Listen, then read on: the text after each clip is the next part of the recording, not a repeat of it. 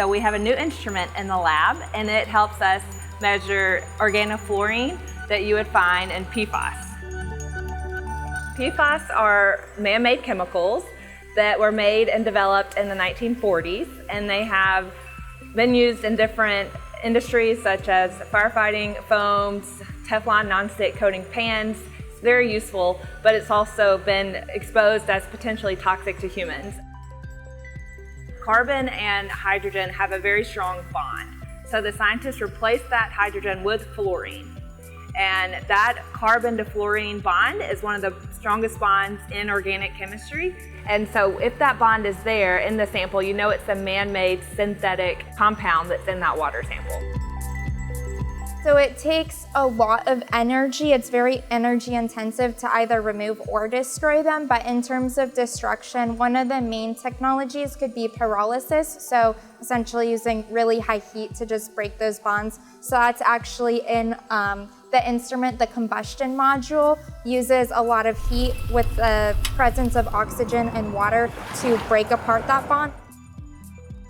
So the instrument that we have in the lab allows us a bulk detection system to measure all of the fluorine that is in the PFAS in the sample. So we can test the water sample for this fluorine. If we get a positive hit that it's there, then we can dive deeper to figure out which PFAS compounds are there. I'm really excited to have the new instrument. It's the combustion ion chromatograph. And so I've been using this instrument at the water tower in Georgia, and we work together to go over to the wastewater treatment plant that is nearby, and we take samples at every step throughout their advanced wastewater treatment plant, and then we take those samples back to the water tower and analyze them for both the specific PFAS, those up to about 100 that you can test for, and then we also analyze the samples for the adsorbable organic fluorine. Having this instrument on campus now allows me to have to travel less and have capabilities at the University of Alabama to be able to analyze this and expand the capabilities to other projects as well. Nationwide right now, the EPA is monitoring 29 different PFAS contaminants throughout the entire country. So Alabama, approximately about 40% of their large utilities that have undergone testing for PFAS have had at least one or more of those 29 be detected. So it's a pretty prevalent issue in Alabama. Right now, a conventional water treatment plant is not designed to remove PFAS. So we're looking at source waters to see if they have PFAS there, and then we would then recommend different technologies, and we're running experiments in the lab to see what technologies can remove and destroy PFAS.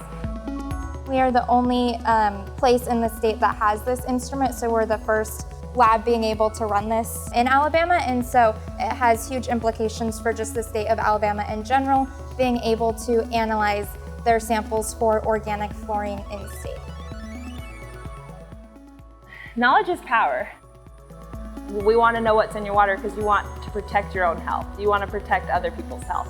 And so what we drink affects our health, and we want to make sure that it's potable, meaning the water we drink is not going to harm us. This equipment was expensive, so we had multiple organizations and folks put together resources in order to purchase the equipment. But the Alabama Water Institute was one of the main players in purchasing this equipment, and we're very thankful. We couldn't be doing this research without AWI support, as well as the VPR and the College of Engineering and my department, the Civil Construction Environmental Engineering. So a huge thank you for all of the people that have helped us secure the instrument in the lab. AWI has been extremely supportive throughout my career as an assistant professor into associate professor. I'm new in that role as well. So AWI was an early career fellow, and that was a 3-year role where I was able to get firsthand access to what AWI was doing and the initiatives that they were pushing in order to help younger faculty achieve their research goals. And so AWI has supported our research with instrument support, with travel support to send me and my students to conferences, as well as publication support. So AWI has been fundamental in helping a lab get up and running, especially mine and others I know, supporting researchers on the University of Alabama campus and making sure we excel and publishing our research and getting proposals and making connections of who's someone else that is across campus, maybe not in your college, but does similar work, and you could team up together to write a proposal.